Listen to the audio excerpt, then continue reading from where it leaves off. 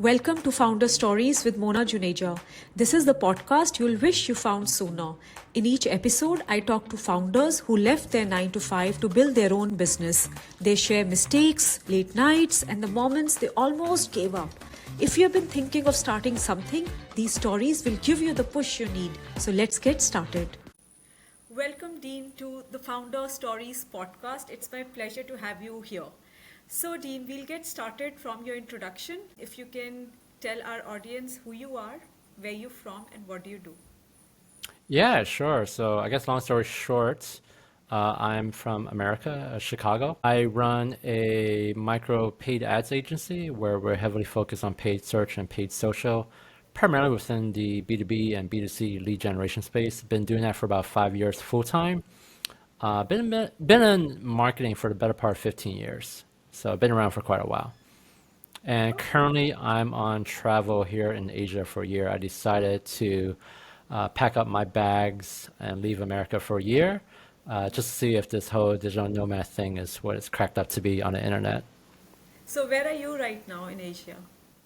Yeah, so I left America about 6 months ago, and I made Vietnam my first stop. It's my home country. It's where my family is originally from, where originally refugees from the Vietnam War came to America many, many years ago. And it's a bit ironic that my family fled Vietnam to come to America for a better life. And I find myself, I don't want to say fleeing, but leaving America for a year just to try something new. And it turns out like my first destination would be Vietnam. But Okay, so basically for the next year, I'll be traveling Southeast Asia. all right. So, it's been 6 months you're here in Vietnam, and which city are you in right now? The lovely city of Da Nang, Vietnam, which is in central Vietnam. It's a beach city. It's pretty, at least pretty well hyped on YouTube and within this travel influencer crowd, as you can imagine. So I figured I'd try it out. Okay. And in Vietnam, was Da Nang your first city, or did you go to Ho Chi Minh City or Hanoi and then decided on Da Nang? Yeah, great question. So basically, long story short, I had a 2 week vacation here in Southeast Asia back in February 2025. I toured three cities, Bangkok, Da Nang, and Saigon, or Ho Chi Minh City, as many people know it. I felt Bangkok and Saigon was a bit too hectic for me if I wanted to stay long term. And so I kind of settled on Da Nang, which is more of a like beach city vibes and a bit more slow pace for me. So that's kind of how I made my decision to stay in Da Nang. Okay, very Plus clever. just the Because you beach. came So. here, yeah, so you came here on vacation in February. You decided on touring these three cities, and then you liked Da Nang. You went back, packed your bags, and then came back. Yeah, so when I came back to America, which was late February, it was the dead of winter in Chicago, as you can imagine. It's pretty cold. And I found myself asking the existential question that I guess a lot of self-employed people ask, which is like, what the F am I still doing here in America? Paying this rent, paying with dealing with all sorts of nonsense, including the politics. But more importantly, I found myself asking the question, well, since I work for myself and I'm doing this remotely, can I make remote work 100% of the time for the next year? After exploring those issues that's associated with remote work, I found out that the answer is yes. I can work remotely from anywhere. So I decided to pack up my bags and try being a digital nomad for a year. Okay, great, great. So it's been 6 months you're here in Da Nang, and then next year you're planning to move around in Southeast Asia then. Yeah, I'll be leaving Da Nang soon and heading off to Bangkok and Chiang Mai. It's a bit funny. I've learned, having talked to other fellow travelers within the Southeast Asia corridor, that we're kind of like birds and that we have this sort of migratory pattern where it's like the same predictable route where we're rotating between primarily Thailand, the Philippines, Vietnam, and Malaysia. So on my to-do list is Thailand and Malaysia as well. Actually, I did Malaysia a couple months ago, but I would like to go back and explore it more when I get a chance. I'm more of the type that, like, there's a lot of nomads who like to hop around from city to city or country to country every few weeks. I'm not that type. I prefer more of a slow travel. which I think is what you're doing as well to some degree. So I try to stay within a specific city or country for a couple months before I move on to the next one. Yeah, that's what we are doing, my husband and I. We are traveling slowly. So in every country, we spend around 2 months and then we move on. But Mm. also, I'm from India, and so is my husband. So we also go back to India for 2 months to, spend time with the parents and then decide on another country. So we are here. We started our trip about 1.5 months ago in Vietnam. Started from Hanoi all the way from north, then Ninh Binh, and we are also here in Mm. Da Nang and for the next 2 weeks, and then we go to Ho Chi Minh City, and then go back to India for 2.5 months, and then we are deciding where do we go next, because we haven't done the Philippines. We have done Thailand. We've been to Thailand many times, like 20 times already, but Oh, Philippines and Cambodia, Laos, Sri Lanka, these are such nice places we haven't been to. So I think we are going to explore that and then also combine it with Thailand. We are very close to Thailand. We love Thailand a lot. My husband has also written a blog on Thailand. oh, okay. What's been your favorite city? In Thailand. Just in general. Oh, in general, so I've been traveling quite a lot over the last 10 years. Originally from India, as I said, we moved 10 years ago from India to London. We lived in London for 3 years, then Pennsylvania in the US for 3 years, and then Amsterdam for 4 years. And we left Amsterdam in May of this year, and we've started traveling full time. So my favorite city to live is definitely Amsterdam. I love Amsterdam, and I really Okay. miss it. And then we're still figuring out where do we settle down long term. So we still haven't found the right place to to have a base. So in this exploration, I guess we're going to figure out, or you never know, we never figure out, and Yeah. we just keep Yeah. traveling. We'll see how it goes. Yeah. That sounds awesome. Yeah, thank you. So in this podcast, Dean, what I want to basically do is I want to inspire people like you and me who had, 9 to 5 jobs. So I worked in a corporate job for 20 years before I decided to take the leap. You also had a 9 to 5 job, and that's why, you are my guest here. What is the number one step for anyone thinking to leave their 9 to 5 job and to be their own boss? For me, it was what am I good at? Like, what's my experience? Can I earn money? And what am I passionate about? So, because of my experience in sales, I started with these three questions, and I figured if I could help companies with lead generation, that my agency does lead generation. My husband handles it now. I started 2 years ago. Um, I went ahead with that three questions in mind. And I did not leave my 9 to 5 job immediately because I did not know. I was a new Yeah. entrepreneur. I did not know how it would go. So I kept my 9 to 5 for 6 months before deciding to leave. Now, in your opinion, what's the number one step for anyone thinking to either leave their 9 to 5 job or who already left in sabbatical, figuring out what next? Yeah, it's a good question. So I'm a very pragmatic person when it comes to all of this. My thinking is very similar to yours, where you don't want to leave your job just yet, regardless if you hate it or how much you hate it. So ask yourself the question, how long is it going to take me to build up a full-time income with this new venture I'm doing, so that way it can replace my full-time job. I see too many people who are very eager to leave their full-time job. They quit cold turkey, and what they don't understand is that psychologically that puts a lot of pressure on you to make income, right away. And some people, they're naturally good at sales, where they can make back their full-time income within a couple months. But most people just aren't that good. And so what ends up happening is over the next few months, you find yourself desperately trying to find clients. And sometimes, or a lot of times, you end up taking on clients who are not a good fit for you and your business. And that has a tendency to weigh you down quite a bit. There's opportunity cost associated with all of that, because the time you spend into some of these, let's say, clients who aren't a good fit, it's time you could have spent elsewhere with other clients on marketing, on improving your business. So number one, don't be so eager to quit what you're doing right now and dive headfirst. That said, I went against that advice. and ended up doing what I do now full time. But it was really out of necessity. What had happened, if I can give you a story, is so prior to launching Sachi Studio, which is my agency, I was working for other people for 4 years. Actually, even if you take it one step further, before that, I had Sachi Studio the first time around. So this is my second time having an agency. So the first time I launched my agency was like 10 plus years ago. I did a little bit of everything and I got burnt out after 5 years. And I found myself asking the question, what would it be like to work for other people? What am I missing by not working for other people? So I went back and got a job working for other people, worked at a small business environment, eventually landed my dream job working as the SEM director for the largest SaaS marketing company in the US. So that's where I really cut my teeth in paid ads and lead generation. Eventually left there, went back to a small business environment. And I remember 1 week before Christmas, I got pulled in by the boss and he had to let me go. And I was like, what the hell? Like, who fires people 1 week before Christmas? Apparently this happens.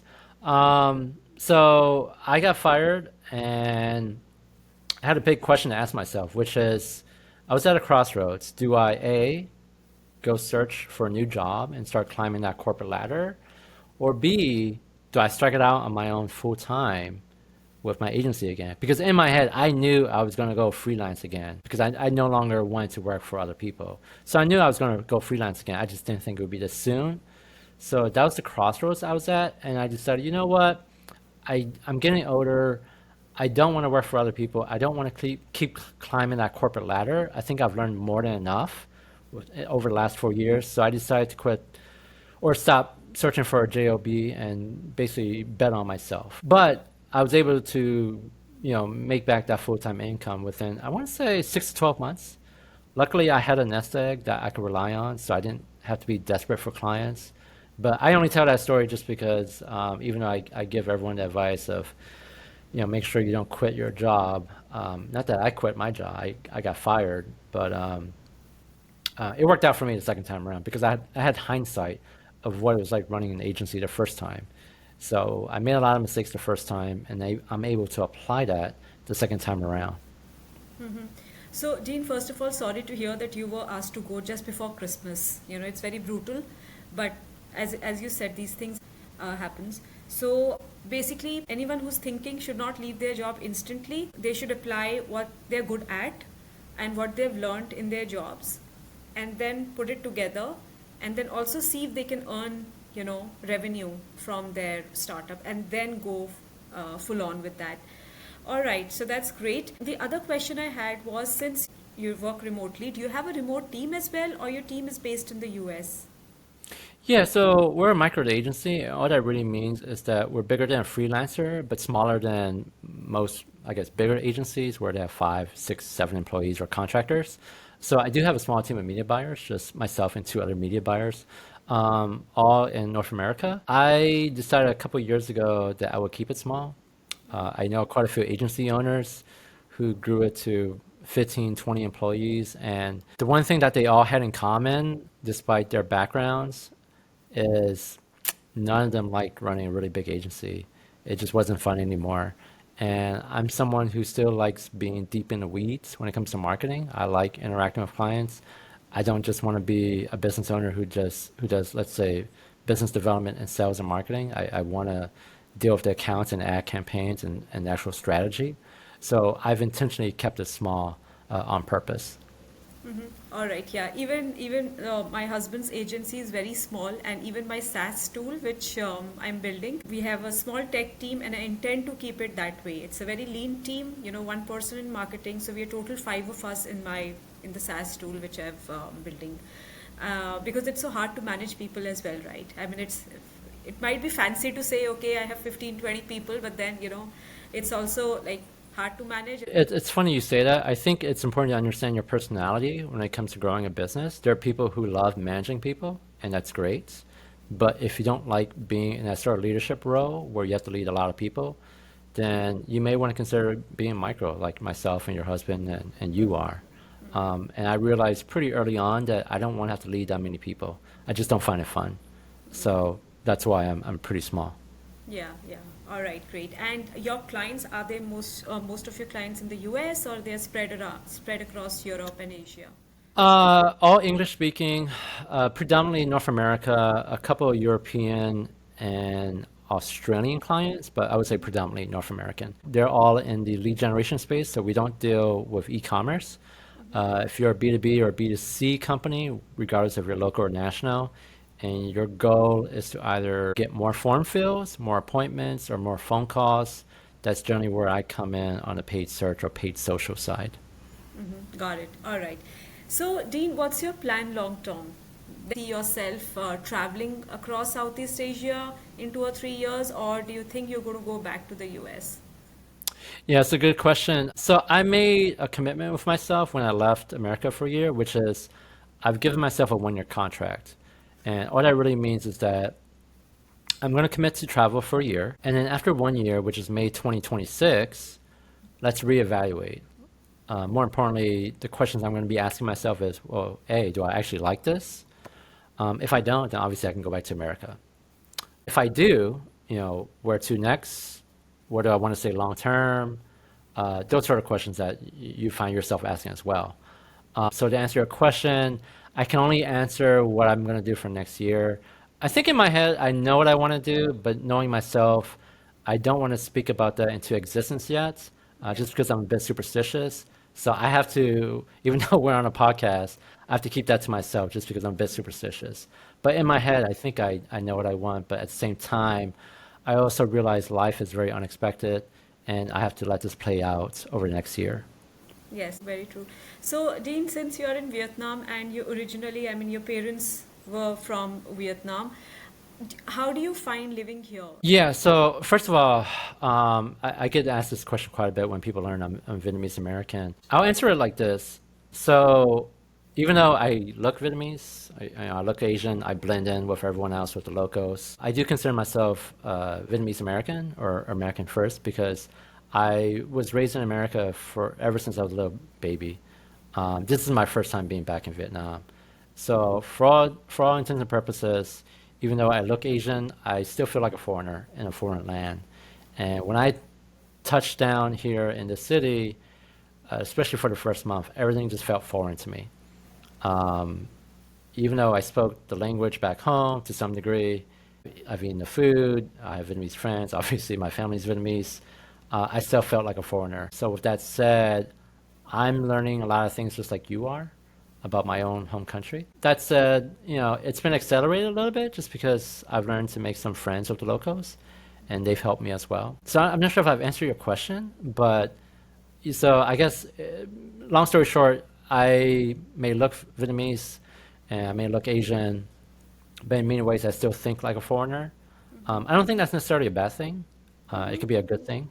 Yeah, It's just a different, that's all it is. yeah, yeah. And I'm open to how the locals think and how they approach things. I do think some things are very inefficient, I will say that much. But I do also understand why they do what they do. And it's just learning as I'm traveling, because I've never traveled this far. It's also learning to be tolerant of other cultures as well. Yes, So, yeah, and traveling teaches you that how to be very much. tolerant. And it's Yeah. nice that you know a little Vietnamese, so that really helps because even though it's written in English, the characters are in English, but it's very hard to learn. It Uh, is. Vietnamese is a very difficult language to learn. It can take quite a few years to learn it, even if you're immersed in the country. yeah, that's true. So we are going to wrap up this session, Dean, and I have one question which I ask everyone, Sure. which is if you could go back to day one of your startup, what would you do differently? Gosh, that's a great question. So it's also a difficult question to answer just because I have the benefit of hindsight of running an agency before this. But for the sake of this interview, I'll answer it like this.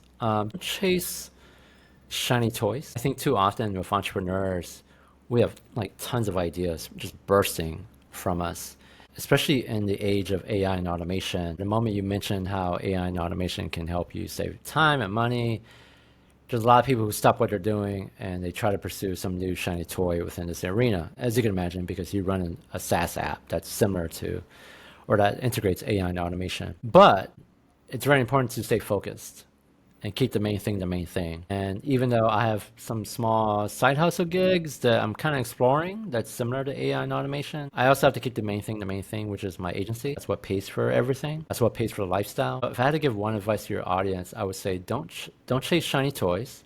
Keep the main thing. Focus on that and move along appropriately. But don't try to chase so many different things or toys at the same time, because it's just a distraction. It's a great advice, and with that, we are going to wrap up this session. Thank you so much, team. Your story was very inspirational, and I'm sure a lot of people will be motivated to travel the world for the first time. Thanks for listening. This episode was sponsored by Bear Connect, an AI-powered LinkedIn automation tool that helps you save hours every week.